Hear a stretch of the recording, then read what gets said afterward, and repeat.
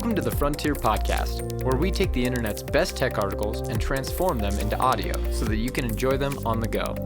We post new episodes every Monday, Tuesday, and Wednesday morning. Be sure to subscribe to our channels on YouTube and iTunes, or visit us at tfpodcast.io. If you would like to help support our show, we'd really appreciate it. Visit our Patreon and donate. All of those links will be listed below. Today's episode is brought to you by Presence Media. They are a Colorado-based SEO and web design firm. Presence Media creates beautifully modern websites that effectively attract new customers for their clients. Visit them at presencemediadenver.com. That link will be listed below. Today's article was written by Yeeteek Wang. Hope I'm pronouncing that correctly. Yeeteek is a product engineer at Leverage who loves learning about IoT, machine learning, and artificial intelligence. He graduated from Duke University with a dual degree in electrical, computer, and biomedical engineering. Today's episode is titled Blockchain Explained: The Basics of Blockchain and How It Might Affect IoT. If you'd like to read the original article, including the embedded images, you can find it on iotforall.com. That's iot-for-all.com. We'll have that link listed below. Blockchain Explained: The Basics of Blockchain and How It Might Affect IoT. You've probably heard of Bitcoin and blockchain before, but if you need blockchain explained, we have your back. We'll also look at the applications in IoT. AT&T, IBM, Nokia, Palo Alto Networks, Symantec, and Trustonic formed an IoT cybersecurity alliance earlier this week, seeking to research security challenges and influence security standards and policies. Whenever a conversation about security surfaces, the idea of applying blockchain inevitably appears. Now, you've probably heard of Bitcoin and blockchain, but if you are like most people, you might not really understand how it works.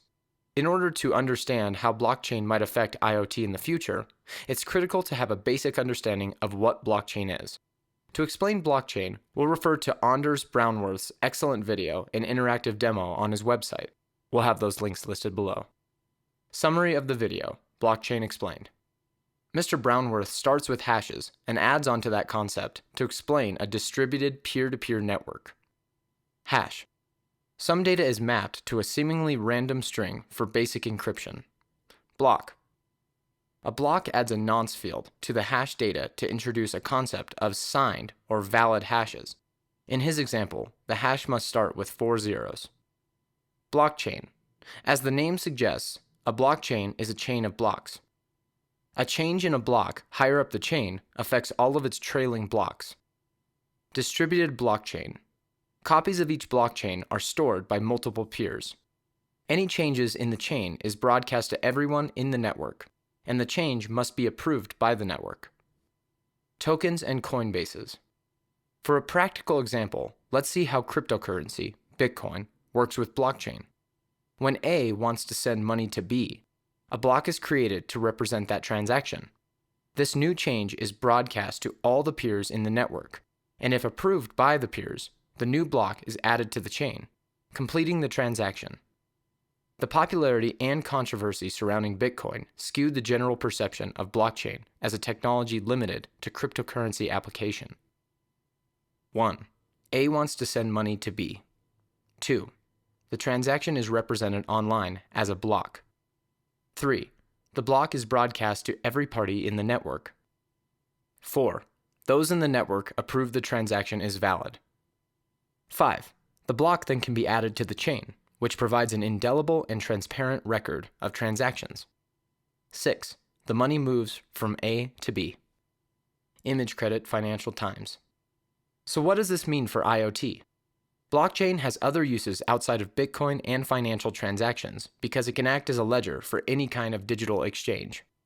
Dubbed altchains, new applications such as Namecoin, which keeps a record of DNS namespace, and Datacoin, which stores data in the blockchain, have sprung up using the underlying Bitcoin software. As the IoT ecosystem continues to grow, data exchanges and security of those data points will become increasingly important. Perhaps blockchain technology could track data exchanges between sensors and devices to other devices, gateways, or end users.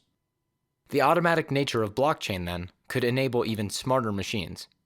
Right now, we have dash buttons to automate our e-commerce experience, But imagine a smart washing machine that can keep a history of its own stock, compare the prices of new detergent from multiple vendors, and pay for the delivery of the detergent on its own.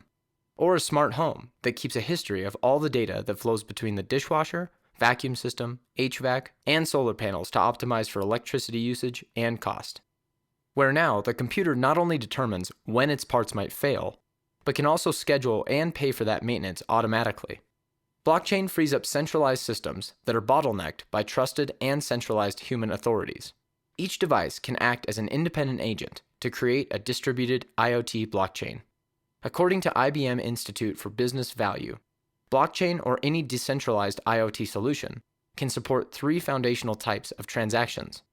1. Trustless peer-to-peer messaging. 2. Secure distributed data sharing. And 3. A robust and scalable form of device coordination. Blockchain and a distributed future. Blockchain, with all of its controversies, has barely scraped the surface of its possible use. As blockchain begins to bleed into new verticals and industries, we may see a huge improvement in how IoT networks communicate currently. It's still the early days of the application of blockchain to IoT, but there's certainly some promise, and if it works, it could be a disruptive force that finally solves the security issues that are hampering IoT growth. Thanks for listening. You can find more episodes just like this at tfpodcast.io. We post new episodes every Monday, Tuesday, and Wednesday morning. That link will be listed below. Be sure to subscribe to our channels on YouTube and iTunes, or visit us at tfpodcast.io. If you would like to help support our show, we'd really appreciate it. Visit our Patreon and donate. All of those links will be listed below. Again, thanks to Yayatek Wang. You can find more of his writing on iotforall.com. That's iot-for-all.com. That link is also listed below. And thank you to our sponsor of today's episode, Presence Media. You can visit them at presencemediadenver.com. That link will also be listed below. Thanks for listening.